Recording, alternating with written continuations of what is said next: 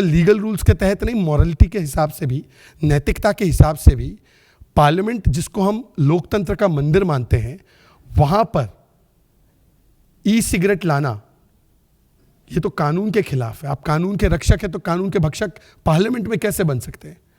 उसको कंज्यूम करना तो पार्लियामेंट के रूल्स के खिलाफ है कि आप पार्लियामेंट की इस प्रकार से तौहीन नहीं कर सकते। पब्लिकली स्मोक करना ये तो कानून है देश का, नहीं कर सकते। पार्लियामेंट में तो कतई नहीं कर सकते, हाउस के अंदर तो कतई नहीं कर सकते। पर इन तीनों चीजों का उल्लंघन टीएमसी के एक सांसद करते हैं। कि टीएमसी जानती है कि ऐसे कीर्तिमान कौन स्थापित कर रहा है, तो हम चाहते हैं कि टीएमसी ही बता दे।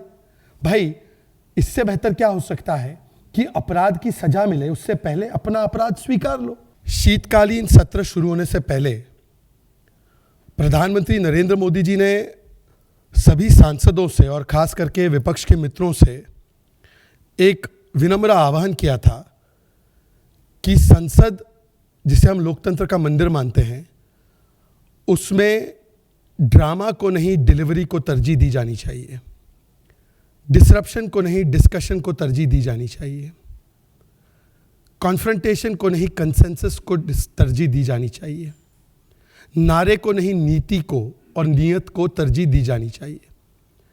परंतु मुझे लगता है कि इतनी अच्छी सलाह का कोई असर विपक्ष के कई मित्रों पर अभी तक हुआ ही नहीं है, और इसीलिए शीतकालीन सत्र 2025 विंटर सेशन 2025 को अगर दुर्भाग्यपूर्ण तरीके से किसी एक चीज के लिए लगातार वर्षानुवर्ष तक याद रखा जाएगा, if the winter session will be remembered for one thing in particular, despite the good advice given by the Prime Minister to prioritize delivery over drama, it will be the constant attempt by members of the opposition to denigrate, disregard, and to create all kinds of drama within Parliament.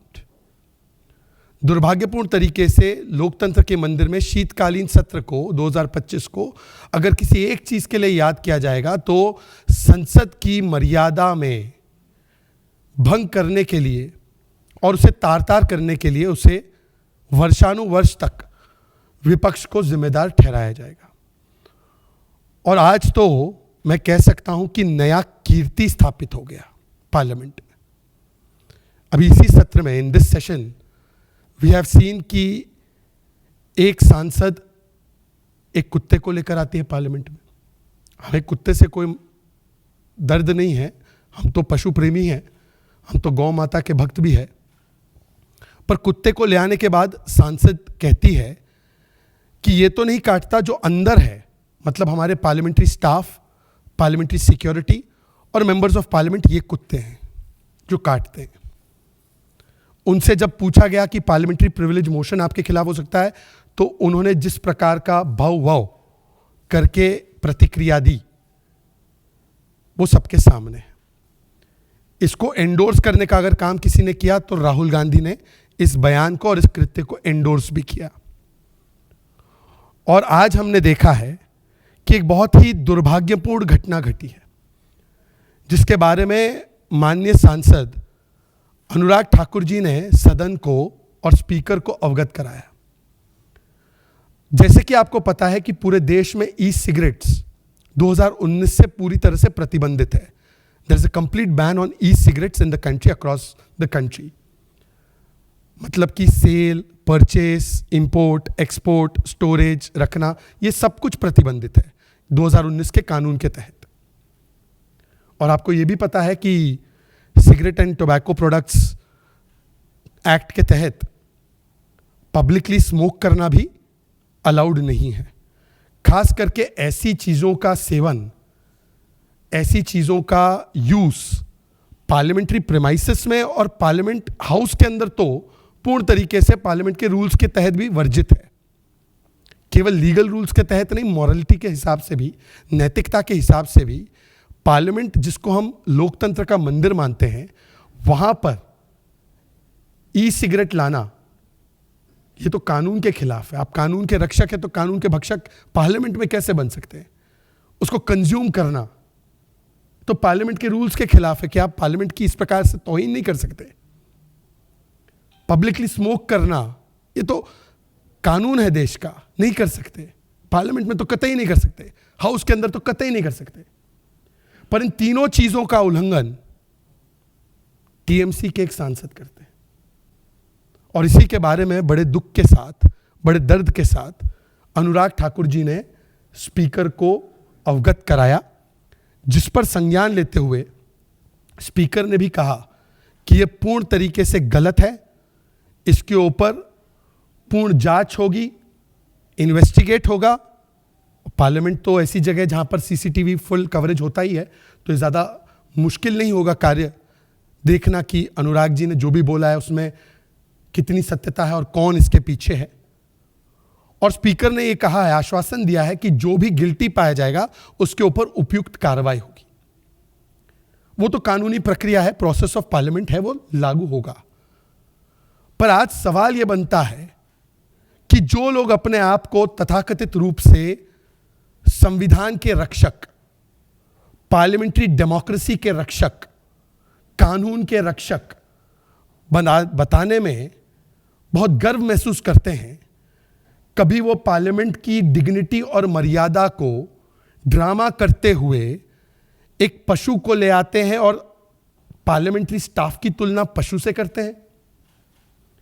कभी वो पशु और प्राणी जैसी हरकतें parliament के भीतर करते हैं, कभी वो ई सिगरेट्स पार्लियामेंट के भीतर स्मोक करने का काम करते हैं जो कानूनी ऑफेंस है, और किस प्रकार का वो आदर्श सेट करना चाहते हैं देश के लिए, देश के लोगों के लिए। तो आज सवाल टीएमसी से बनता है कि जब प्रथम दृष्टया इतनी बड़ी घटना हुई है तो क्या वो इस प्रकार की नेगेटिव कीर्ति स्थापित करने वाले अपने सांसद पर समय रहते ही स्वतः कार्रवाई करेंगे या स्पीकर के कार्रवाई का इंतजार करेंगे? क्योंकि आप तो कहते हैं आप तो संविधान के बड़े रक्षक हैं, आंबेडकर जी के बड़े प्रशंसक हैं, तो आंबेडकर जी द्वारा संविधान के तहत लोकतंत्र का जो मंदिर है उसकी मर्यादा की बार बार अवहेलना करने का जो इतना बड़ा अपराध कर रहे हैं, ऐसे अपराधियों पर क्या कार्रवाई टीएमसी करेगी? What will be the action that TMC will take against this erring member of parliament who has set, quote unquote, a new kirti, a new record of lowering the dignity of the house and in turn the dignity of the constitution and a constitutional institution. पर मुझे लगता है TMC से अपेक्षा करना ये थोड़ा सा ज्यादा हो जाएगा, क्योंकि उनका ट्रैक रिकॉर्ड क्या है? टीएमसी का ट्रैक रिकॉर्ड यह है कि जब chief justice of India supreme court के रोहिंग्याओं के लिए रेड कारपेट नहीं दिया जा सकता ये कहते हैं, कानून सम्मत एक बात कहते हैं, तो उनके सबसे वरिष्ठ सांसद कल्याण बनर्जी जो ऑफिसर ऑफ द कोर्ट भी है, वो आकर कहते हैं कि सीजीआई ने लूज कमेंट किया है टीआरपी के लिए।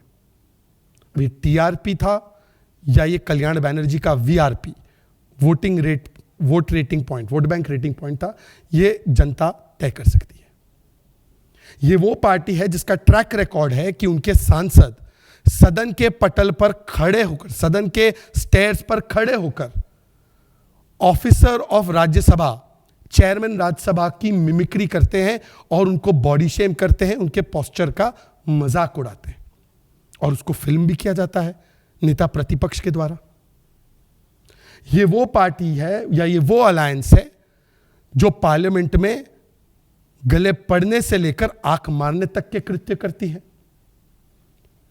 ये वो अलायंस है जिसके सांसद टेबल पर चढ़कर सदन के सेशन के दौरान नृत्य करने का काम करते हैं, माइक उखाड़ते हैं, कागज फेंकते हैं, कानून को फाड़कर फेंकते हैं।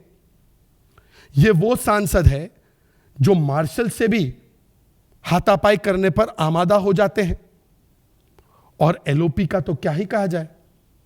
एलओपी वो पहले ऐसे एलओपी है जो जब संसद में रहते हैं, अमूमन नहीं रहते, अमूमन कहीं और चले जाते हैं, उनका मन नहीं लगता, वंदे मातरम की डिबेट हो या शुभांशु शुक्ला जी की डिबेट हो। पर जब रहते हैं तब ये इकलौते ऐसे नेता प्रतिपक्ष रहे हैं जिन्होंने प्रधानमंत्री के वक्तव्य के बीच सांसदों को इशारा करके वेल में घुसकर वहां पर डिस्टर्ब करने के लिए उत्साहित किया, प्रोत्साहित किया। तो आज सवाल यह बनता है कि क्या इतना सेंस ऑफ एंटाइटलमेंट है इन पार्टीज का कि वो लोकतंत्र के सबसे पवित्र भवन, सबसे पवित्र मंदिर को बार बार उसकी मर्यादा को, उसकी डिग्निटी को तार तार करने के लिए ड्रामा का इस्तेमाल करते हुए पार्लियामेंट में इस प्रकार के कृत्य करते हैं। और आज इस पर टीएमसी को साफ साफ जवाब देना चाहिए। इस पे मेरी बात जब हुई है कंसर्न सांसद और उनकी टीम से जिन्होंने ये बात उठाई, अनुराग जी, तो क्योंकि हम संविधान की पूरी पालना करते हैं, कानून नियम के हिसाब से चलते हैं, मुझे ये अपडेट और इन्फॉर्मेशन दी गई है कि प्रक्रिया के तहत डिजायर्ड फॉर्मेट में लिखित में सभी डिटेल्स, नाम वगैरह के साथ कंसर्न सांसद ये स्पीकर को अवगत कराएंगे। और मुझे लगता है कि जब वो स्पीकर के पास पहुंच जाएगी तो ये स्पीकर का विवेक होगा या स्पीकर का विशेष अधिकार होगा कि वो देश को भी, हाउस को भी, जो ये इस प्रकार के कीर्ति स्थापित करने वाले सांसद हैं उनके बारे में अवगत भी कराए और उस पर क्या कार्रवाई की जाएगी वो भी बताए। पर मैं तो जानता हूं कि टीएमसी जानती है कि ऐसे कीर्तिमान कौन स्थापित कर रहा है, तो हम चाहते हैं कि टीएमसी ही बता दे। भाई, इससे बेहतर क्या हो सकता है कि अपराध की सजा मिले उससे पहले अपना अपराध स्वीकार लो और माफी मांग लो। तो मैं इस मंच से टीएमसी से विशेष आग्रह करना चाहता हूं, अभी भी मौका है, आप बता दीजिए।